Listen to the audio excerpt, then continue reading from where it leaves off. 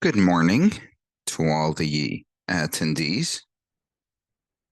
A strong greeting on behalf of VUMI to all of those that are connecting into this webinars and these VUMI health talks. Today, we will be talking about a very interesting topic of a high relevance, a matter of health prevention, and it has to do with starting the year with healthier habits. So, as you might all know, this session these sessions are done in Spanish with simultaneous interpretation towards English and Portuguese whenever it's necessary.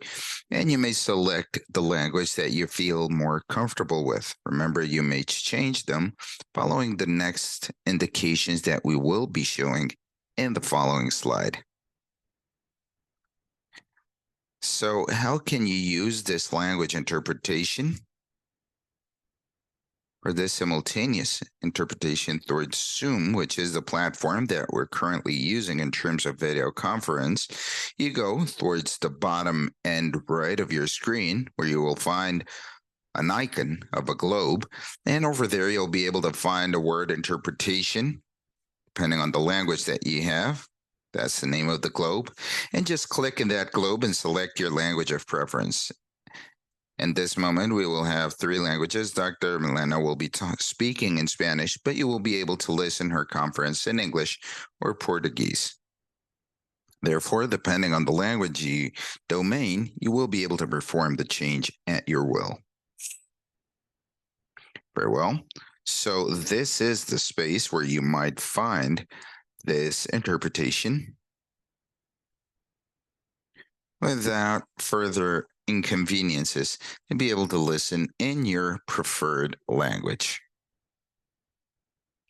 So, without any further preambles, always thanking all the different attendees and sending a warm greeting from VUMI towards all of you, I would like to present Dr. Almudena Beltran de Miguel, who is a specialist in internal medicine from a very important allied that we have.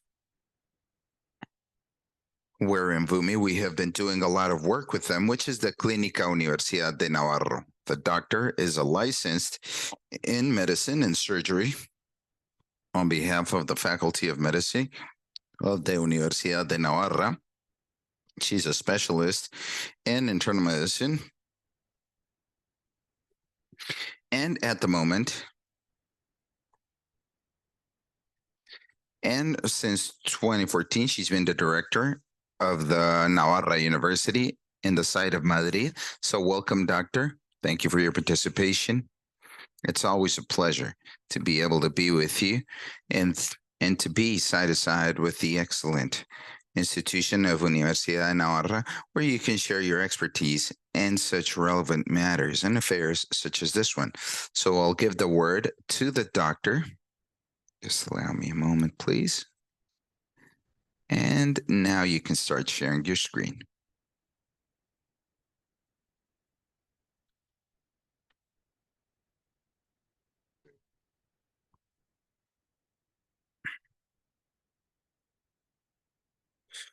Good afternoon, good morning to all of you, depending on the geography that you're located from. So good morning, and from Spain, good afternoon. And thank you for kindly inviting me into this webinar and being able to share with all of you some ideas around healthier habits.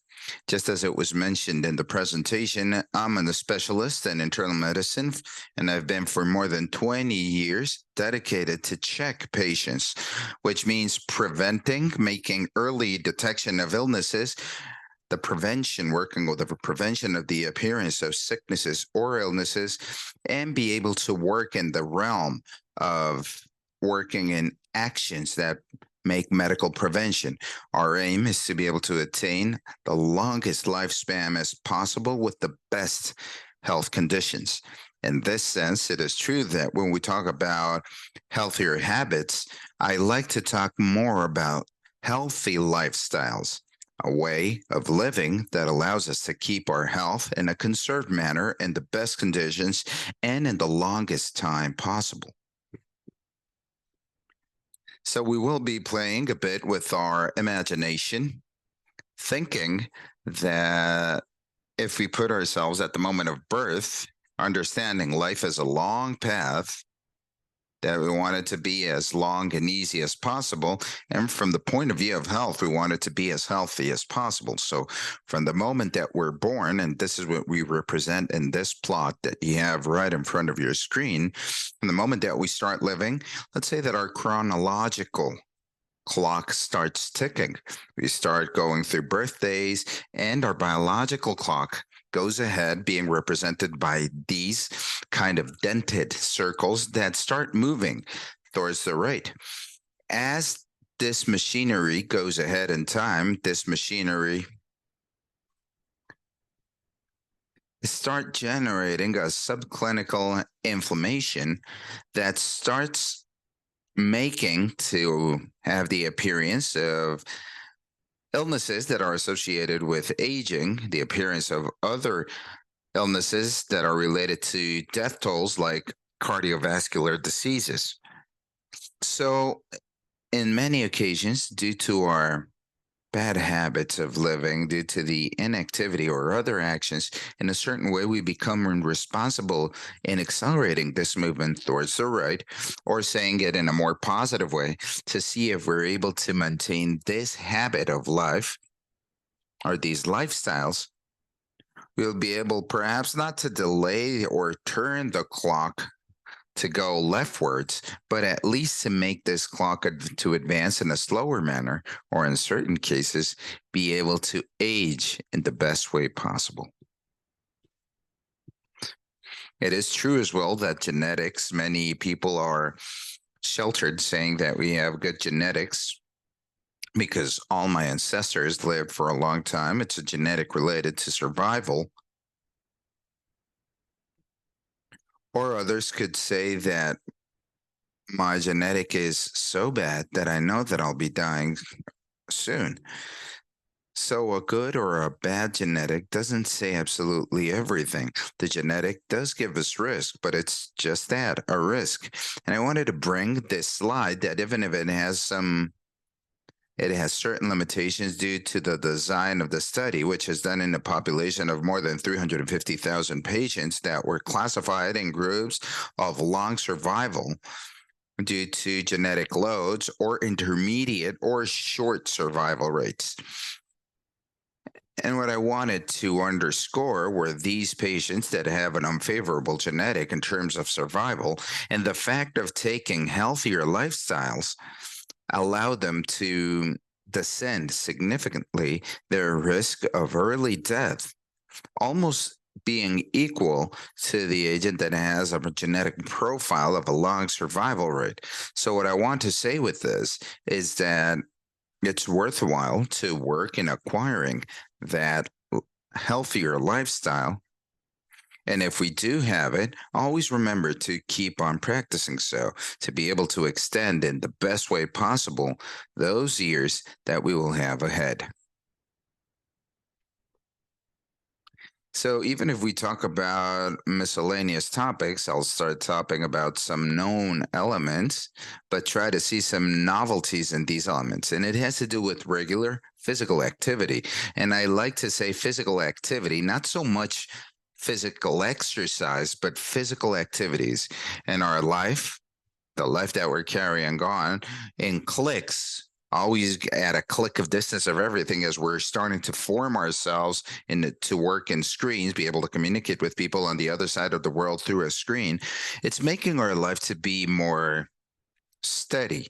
We do not want to go out to the supermarket. If we want to get something from the supermarket, we just click in the screen and they bring it, and everything is being done from our own house or our own place. So the first thing is to flee from that sedentarism. We know that the physical activity reduces mortality. It prevents the development of illnesses, especially in hyper and cardiometabolic elements, obesity, the syndrome of sleep apnea, but it's also Reflected in this graphic is the diminishment of the risk of many other pathologies up to 200,000. This is a study that was recently sent in the magazine Circulation of Cardiology, where they compared patients with a normal physical activity compared to those that have a lifestyle that is sedentary, where they observed that the risk of illnesses was higher in those that were completely inactive. Just as I mentioned before, and with a higher prevention compared to cardiometabolic situations. Now, the recommendations that the OBS is giving in terms of practicing physical exercises is to perform at least, and this is a minimum, 150 minutes of physical exercises per week, which means 2.5 hours of a moderate intensity, or if this intensity is of high performance that is determined by the cardiac frequency, 75 minutes as a minimum would be enough. Now, traditionally, the patients are usually told that this physical activity must be scattered in a regular manner throughout the week. But also, as we have seen that it's not easy, there have been many studies analyzing that if at least we can dedicate 1 day, 2 or 3 or enough. And this is where it says what it says in the slides. They have an equivalent combination throughout the week, which means that I animate those weekend warriors of physical exercises, those people that throughout the week time, due to different circumstances of their life, it's not possible to pull out some time to do that aerobic activity. Make the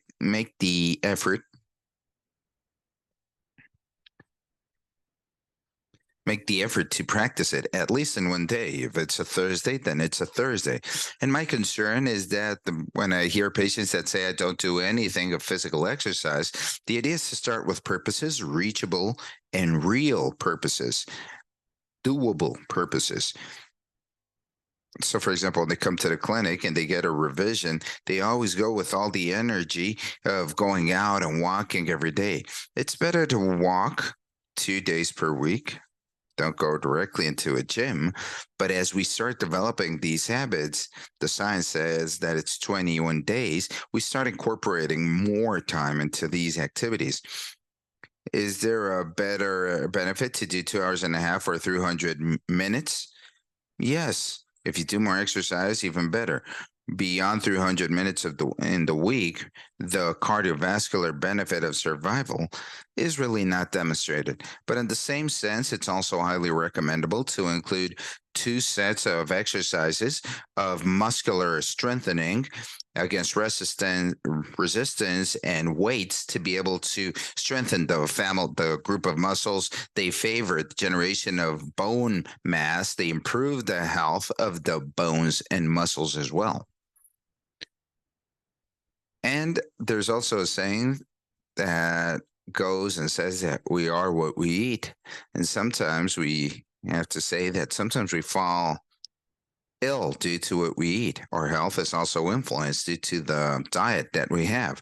Now, you could research, and there's an infinity of diets, and it's probable that if you start going into a new one, you'll start going into new diets. If you investigate every day, there are more diets, and it's fashion that starts making that all these diets start going on one behind the other one.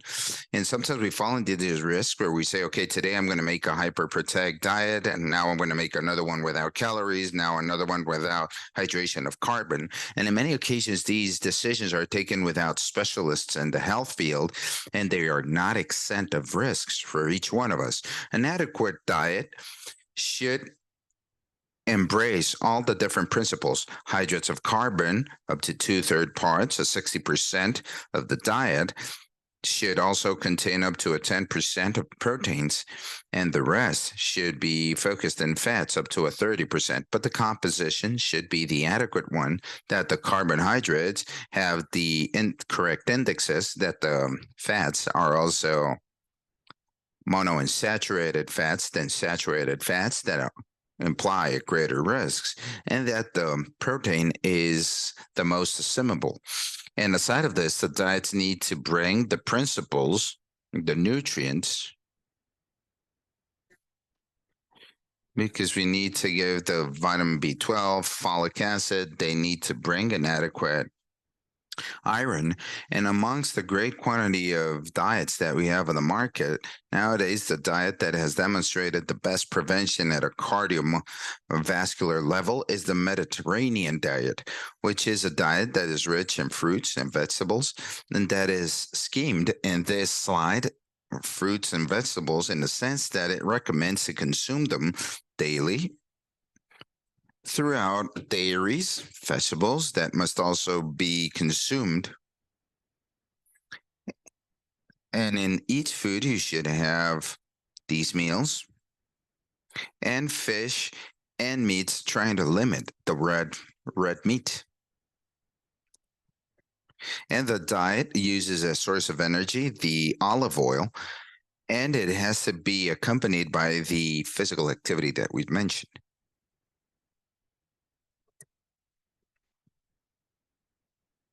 And a balanced diet with a good composition, with a quantity of calories accompanied by a routine of physical exercise and constant exercise, is the most efficient tool to be able to go against the epitome of obesity, which is the cause of up to an 8% of the global death toll or mortality, and it's moving.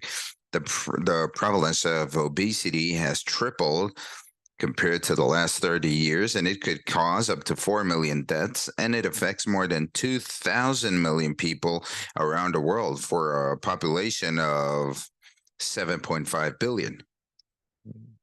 So, a problem of health, obesity is an illness that affects without pain, because its consequences, well, sometimes you can have overweight and sometimes the articulations hurt, but they take us to problems, blood pressure, organic pains, and without generating significant illness.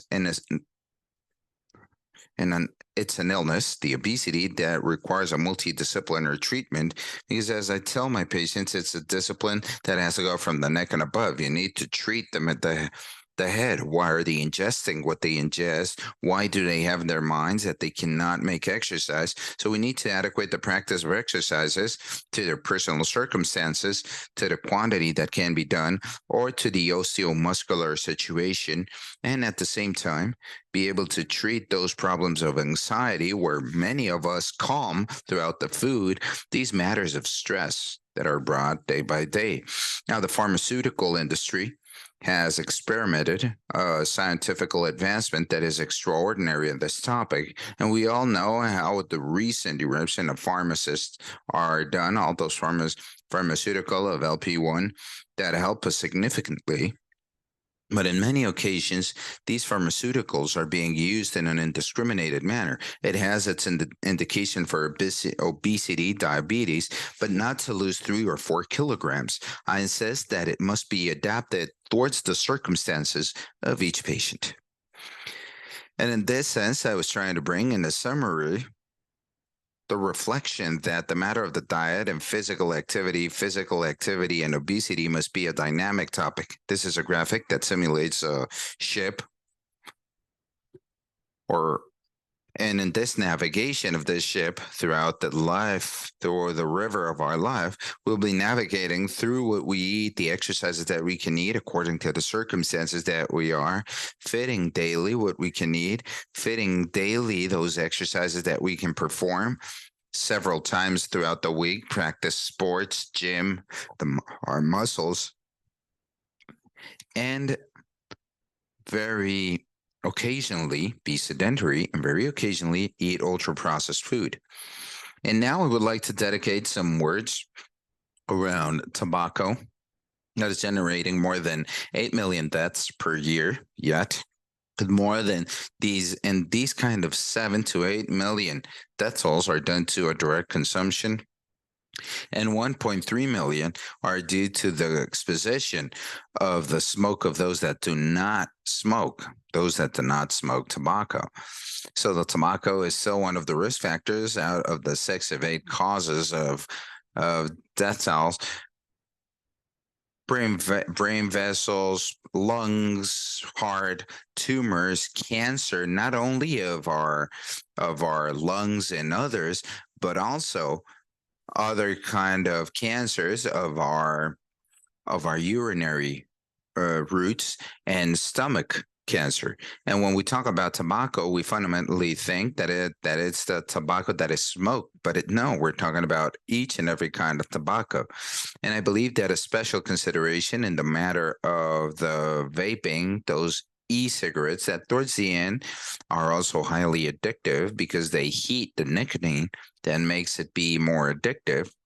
Perhaps they don't have so much carcinogenic material, but I have the experience or I've seen that science has not been able to talk about the safety of these products. So I would animate to not even consume these elements because they're not considered as healthy. And according to information from the WHO, the trend or the prevalence within the consumption of tobacco is descending, and we expect that for this year will be in a 20%.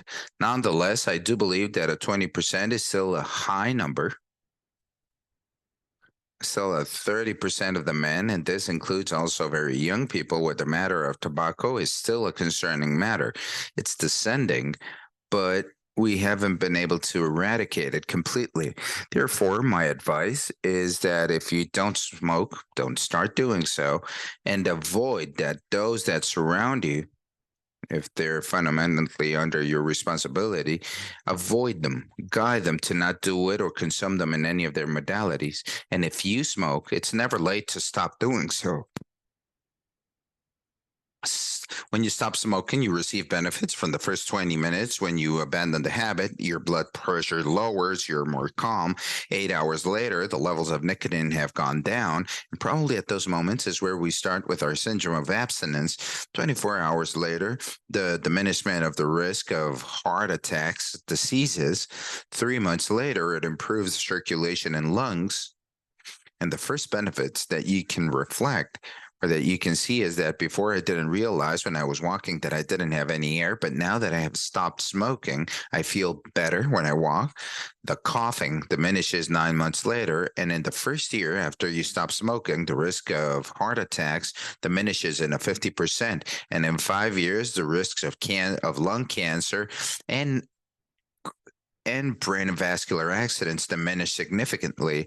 And the same thing happens for those smokers that are between the 15 and 20 years old. I believe that when a smoking patient, and equally those that suffer from overweight, when in the consultation we tell them that it's a moment to start smoking, we need to help them because they also require a multidisciplinary attention and a support for the patient. It's not the same to know that you need to stop smoking than wanting to stop smoking, or to want to stop smoking but without knowing how. I believe that fighting against that physical dependence, those physical elements, allow us to have pharmaceuticals that can help us as a psychotherapy or strategies. The most difficult point of struggle is the psychological dependence. It's that relationship where if I take a coffee, I need to smoke. If I drink, I smoke. If I go out in the evenings, I smoke. And we need to help the patient to elaborate strategies.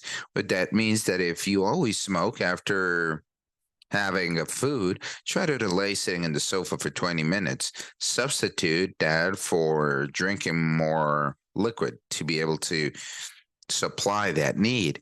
Share it with your family or not. Sometimes it's more difficult when I receive support from those that are at our side, but the idea is to be able to establish our personal strategies. And also, a healthy habit that we sometimes leave aside is the matter of the sleep. How we sleep. We all need to sleep. Our youth need to sleep. And even if we think that we're able to be able to spend long seasons without resting, this could also carry us on to a deterioration of our perception and the quality of our health. We need to sleep. And aside of this, we also need for the sleep quality to be acceptable. We need to go through the 5 stages of sleep. These fail stages, the non-REM is the one of highest relaxation, of muscular tone that is completely diminished, where we rest and repose, we resynchronize our biological clocks inside, and a REM phase where we have greater activity, where we have dreams. The first moment to be able to sleep is to be able to achieve the relaxation, the physical and psychic relaxation. That's why we sleep resting, right? That's why we sleep when we lay down to not have any tension. But sometimes we go to our bed with a lot of agitation, with our mind loaded of activities. So, incorporating greater activities of relaxation could help us to go into that sleepness state, to relax, to be able to make a transit into deeper states of sleep. That is a situation of just 3 minutes. If we're not able to take the adequate measures, we won't have an adequate sleep. Sometimes there are illnesses that generate an alteration of the sleep. We've spoken about the syndrome of sleep apnea, snoring, the syndrome of moving legs that require the attention on behalf of a professional. But sometimes the bad quality of sleep is due to bad habits in our sleep. And I would like to remind you all some hygienic measures that to be able to have a good sleep quality. The first one is to establish a regular schedule to go to sleep and to wake up, in the sense that we're always able to sleep between 7 hours and a half and 8 hours, trying to not sleep beyond 12 a.m. or after 12 p.m., 12 a.m. Remember, we try to avoid the bed as necessary. We don't go to the bed to see TV or anything else. These are activities that forbid the relaxation that we were talking about. In the same way, when you wake up, you just go ahead with the day that we have to transit.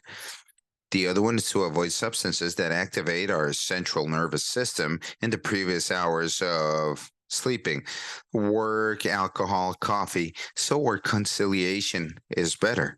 Sometimes when you don't sleep throughout the night, like it might happen in certain situations of our life due to maternity or work, sometimes it's necessary to take naps. To avoid these naps, we recommend to have an avoidance of having long naps.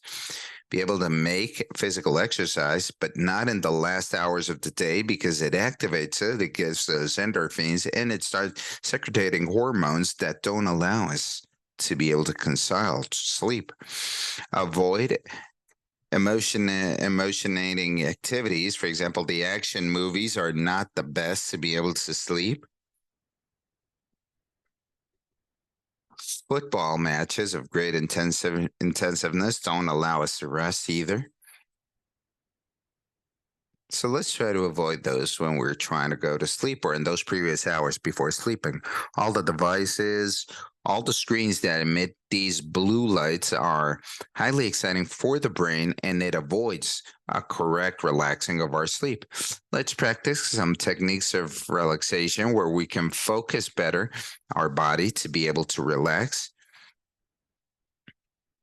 So these techniques of relaxation could be a soft or an easy reading, listening to classic music, be able to make mindfulness 15 to 20 minutes before touching the bed, and to maintain adequate environmental conditions that allow us to concile our sleep.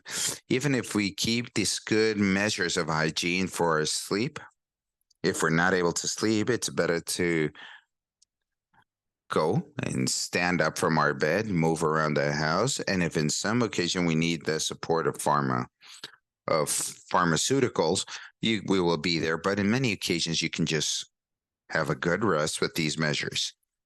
And after seeing these habits, the medicine looking healthier habits is usually locating in this path to be able to help us to have a good condition of health, and also taking into account the image that we showed you before of this biological clock. Remember that with a good lifestyle, we'll be able to make for all these processes that will end up in illness, allows us to keep ourselves in this situation of health that is better. It's possible. We just need to have real and concrete objectives, and we just need to go forward for all of these. So we would like to thank you all for your attention, and at your disposition for any questions you might have.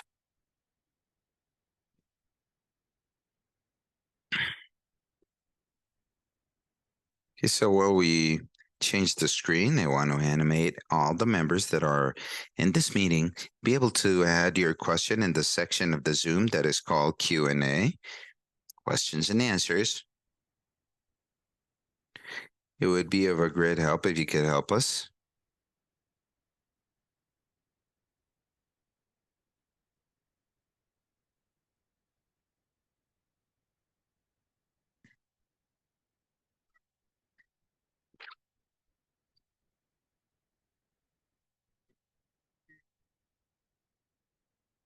There's an interesting question that we have there.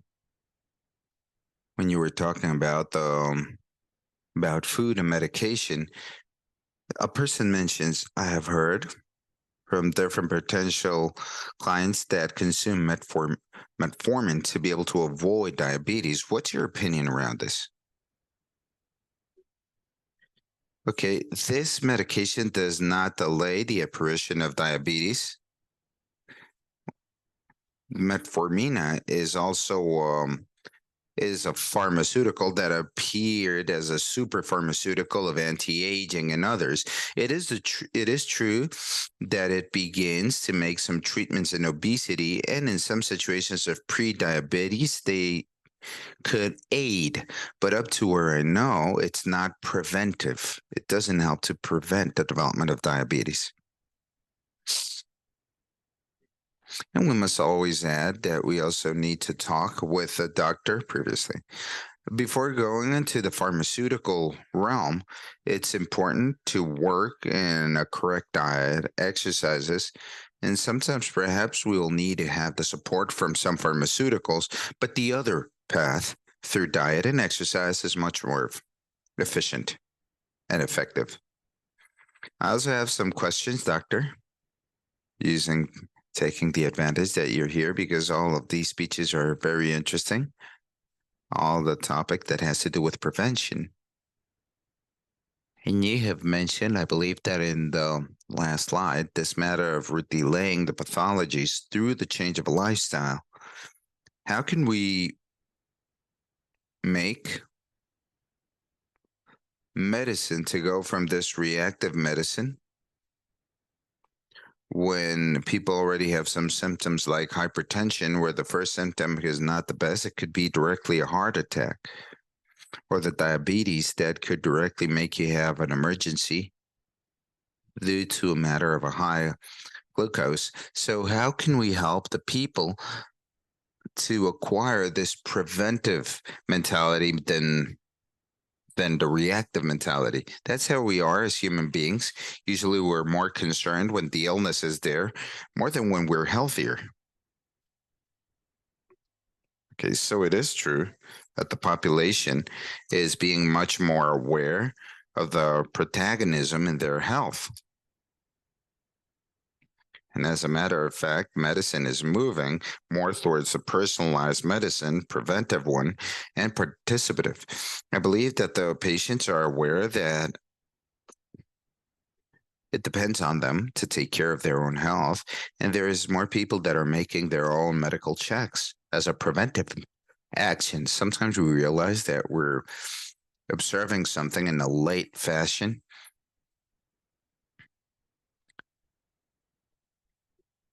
And through these medias of teaching and to try to, we can help the patients to make part of the solutions. We are aware that perhaps it won't extend their years of life, but we can have a better life.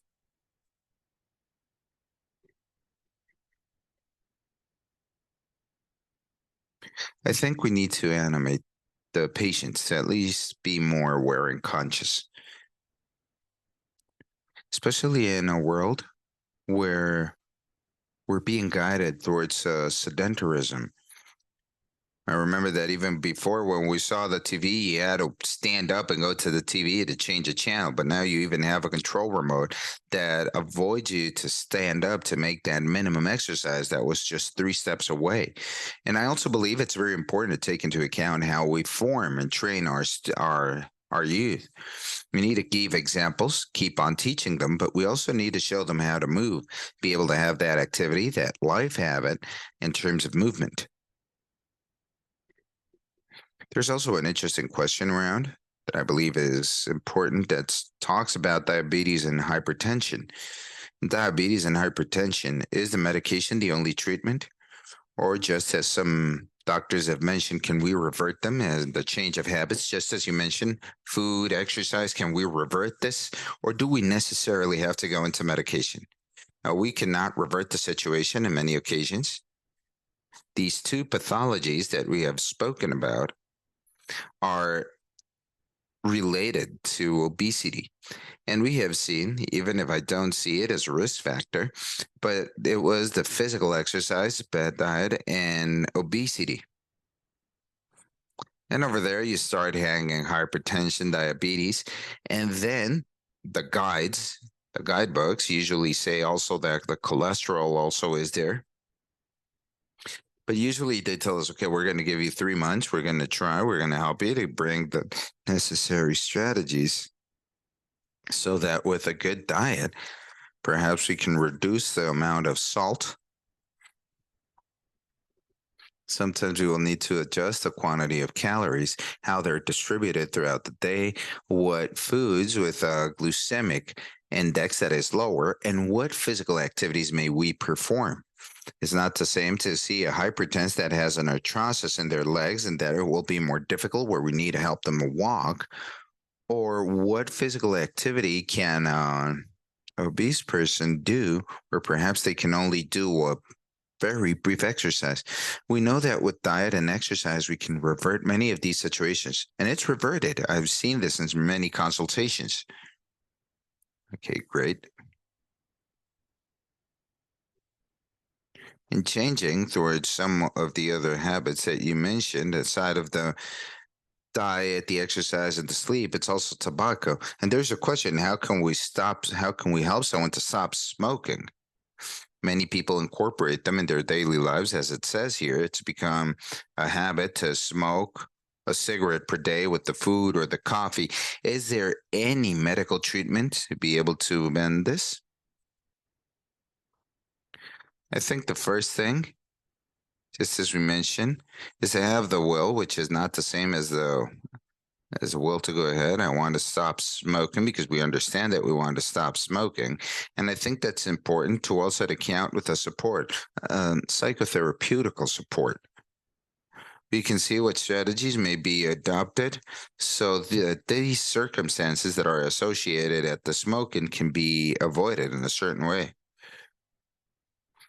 And also, we know that the physical dependence to nicotine exists, but now there are pharmaceuticals that are agonists, the desacetylclina, for example, that helps significantly to reduce that abstinence.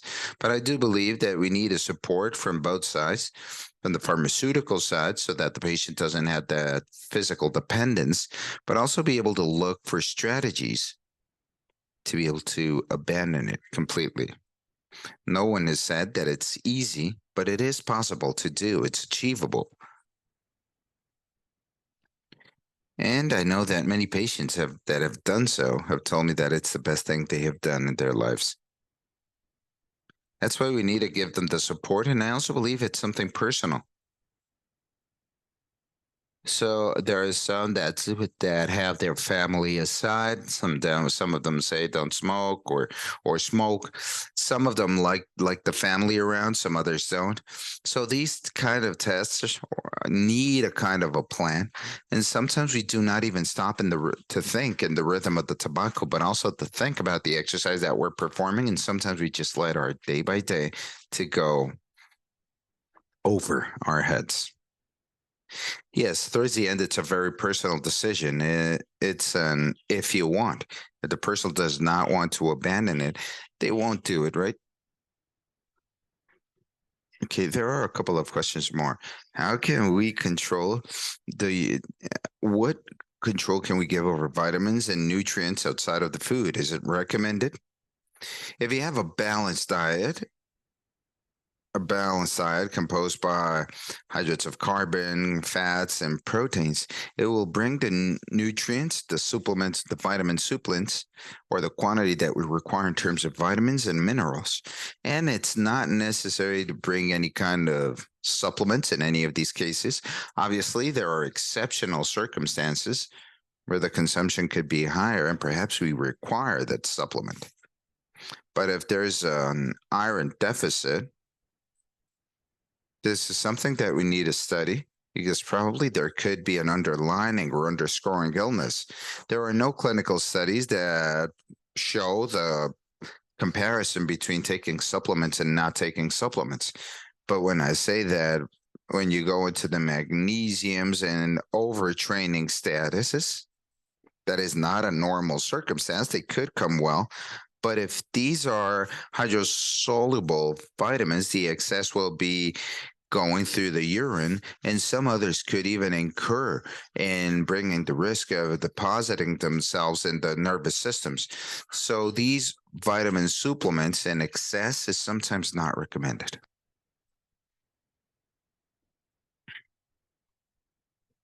I believe that the best vitamin and the best support and nourishment always comes through the food. What opinion does natural medicine bring? They don't specify this very well, but what would they refer to? I think they clarify it in the next. Could the natural medicine replace conventional medication? In the case, for example, with the kidney stones, sometimes using the treatment of some kind of natural medications or vegetation. Yes, sometimes they could help to dissolve these kidney stones, but sometimes they can be kidney toxic. Some of them can help, but honestly, I don't know how to respond to this because I'm not dedicated to therapy. I've seen cases that have done well, but I believe I'm not trained to recommend them or to not recommend them or reject them. This is a question that you mentioned, and it's interesting to go more in deep with it. We know that the cigarettes are damaging, but the industry is now going through the vapors. And on this side of the world, and surely in Europe, it's bringing a strong marketing towards the children. It brings with nice flavors, nice odors. They don't have that strong odor as the traditional tobacco. They're sold in any stool, in any store. They are of an easy access for underages. Is it as damaging or not? Well, we don't have conclusive information, but what we do know, or what are clear about, is what's being burnt there. Part of the toxicity of the tobacco is due to the combustion of its alkaloids that generate the mutations around the DNA and the apparition of cancer and other vascular disease because they produce an inflammation in the wall of the vase or the vessel. But with the vaping of these different flavors and nothing, we don't know what's being burnt and which is the outcome of burning these kind of aromas. So we haven't recollected enough information to be able to pull out conclusion, but what is suggested is that whatever is strange, it's better to be avoided. Anything that could be strange for the organism. Yes, and I also believe that there will be some years to be able to have prospective studies that really show us that direct impact. But we couldn't. We are. It could be intuitive to know that it's not necessarily for the best. There are two questions more. One of them are referring to the consumption of refined sugar. Well, in Latin America, we call it refined sugar. What's the experience to diminish or eliminate its consumption? Refined sugar, what we would call like the refined cane sugar, it's better to consume it as least as possible. And the pyramid that we were seeing earlier, it's something that can be consumed occasionally. And the ultra processed foods are rich in sugars because they are loaded with this in the foods because they bring great flavors and others.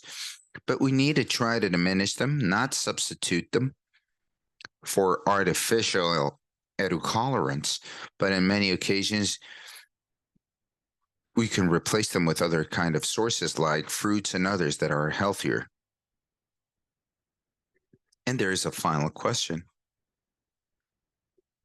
In the case of coffee consumption, when are we talking about an adequate consumption of coffee?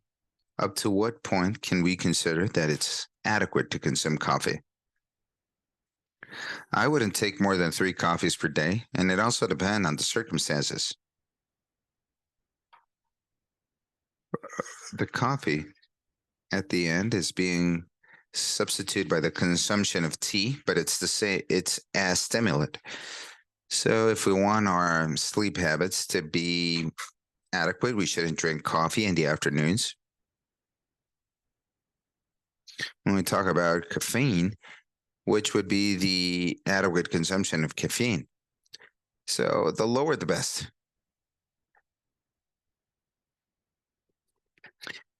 There's a specific question that speaks about some pharmaceuticals to improve the sleep. Doxylamine. There's also talking about, I'm sorry, I forgot the name. Melatonin that is also consumed. You have given us a series of recommendations to be able to have a healthy level of sleep. But when we fail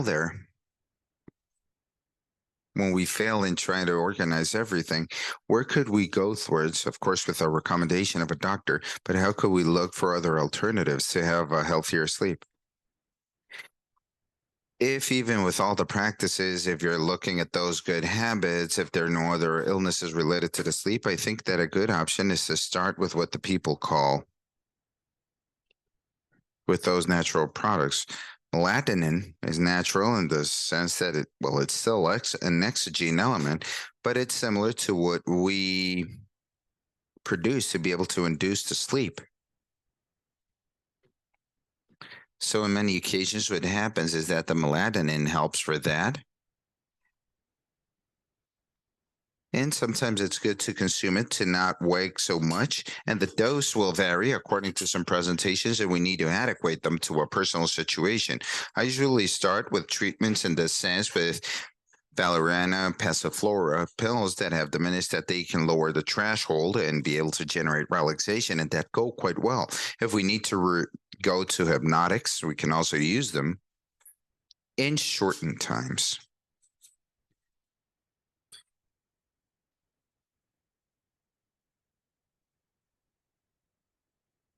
It's been an interesting conference, and we have covered many topics about tobacco, exercise, and sleep. And now, how can we summarize this? Some people recommend when they're in the treatment with chemotherapy or other kind of treatments, they recommend the consumption of 2 or 3 eggs. I would understand that it's because of the protein, but other physicians say that the consumption of eggs is not recommended if you have some kind of thyroid kind of illnesses. So the conclusion of the question is it good or bad to consume eggs? I think with the matter of the eggs, we usually heard that it was bad for the liver. Well, the egg is not really good or bad for any organism. Now, the egg has a protein and it has a rich part in lipids, which is, of course, the yellow, the core that has an extraordinary level of cholesterol. So, in normal conditions, I don't have scientific information of the illness of thyroid or not, but it could be that due to the cachexia that the tumor could generate an illness that is treated with chemotherapy, perhaps it would be convenient to give a greater supplement of of well, protein. And in this case, the egg could be come in because the egg is rich in proteins. But I don't know what else to say. Today we have the trend of consuming an excess of eggs, and it's not good for any life habit. And there's another question. A person with arthritis should avoid gluten? No, there's no reason. They shouldn't. They don't have to avoid it related to gluten. No.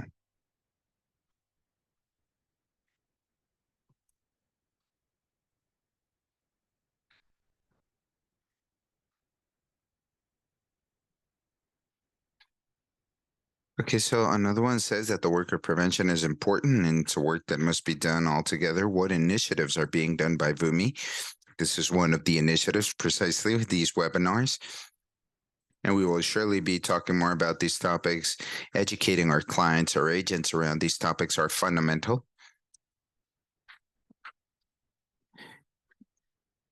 And also be able to take preventive actions and not reactive actions.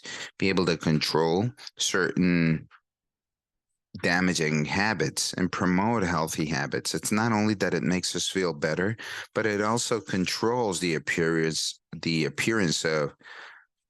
of different illnesses and sicknesses.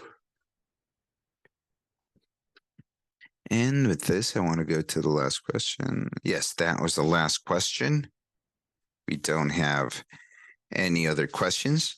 And with this, I'm going to start closing.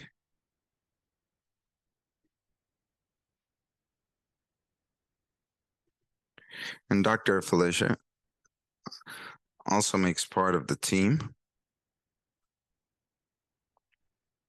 It makes part of our team with VUMI. Doctor, if you want to mention something. Yes, good morning or good afternoon. Your speech has been very interesting, highly scientific, with a lot of data contained. And I would like to share with you, I'm an internist doctor. I'm dedicated to checkings for 30 years. We share a similar history. And I completely agree with everything that has been said, but unfortunately, I've also, well, and unfortunately now we only have 57 participants.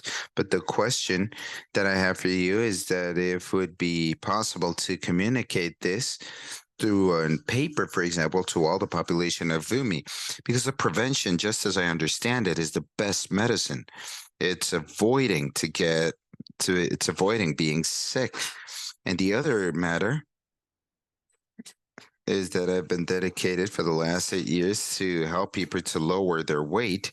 And self motivation is one of the most important ones. We need to look for those resources to help the people to change their lifestyle.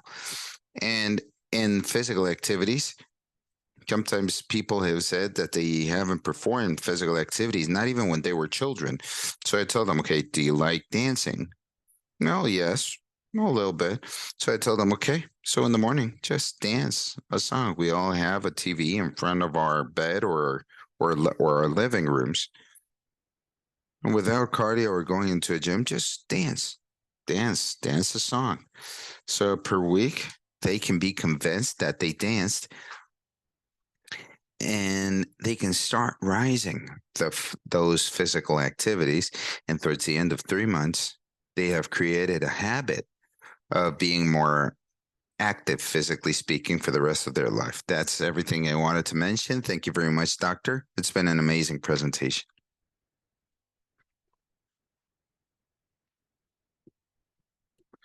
Very well, on my behalf, I would once again like to thank you, Doctor. It's been an interesting speech, just as the doctor mentioned. It's been a speech, a conference with a lot of data, very concrete, showing that these topics not only have to do with feeling well, but they also act directly around our health, around what could happen with us, even when we feel that we're kind of healthy. So practicing these habit changes, being promoting these positive habits, reducing those that are negative, eliminate them if it's possible. Sometimes a person that has smoked for so long, it's almost impossible to stop smoking, but we can animate them and in a world where we have this trend of being sedentary, it's even more relevant. It's important for the people to know that we're going towards this and that there are internal ways to promote exercising and having a good diet. On my behalf, I would like to thank you all for your attention. I would like to thank the clinic Universidad de Navarra for allowing us to have this space. And we do hope that we can keep sharing these important and interesting affairs, just as the ones that you have just mentioned. And I would like to thank you all. It's been a pleasure to be able to make part of this conference. And just as Dr. Felix mentions, it's to promote healthy habits because as doctors, we could promote it from a table, but we need to help, and that's part of our strategy. We need to gain that commitment on the other side, on the patient, and that's why we're here. And we thank you for counting with me, and it's been a pleasure. Well, thank you very much to all of you. Thank you very much, Doctor. I want to thank the team of VUMI and the team of Clínica Universidad de Navarra. We'll meet in 4 weeks for other conferences in the VUMI Talks and the VUMI Health Talks to proceed with other interesting topics just as this one. Please take care, and we do hope you have a nice afternoon on your side of the globe and a nice day for the people in the Americas. Thank you very much.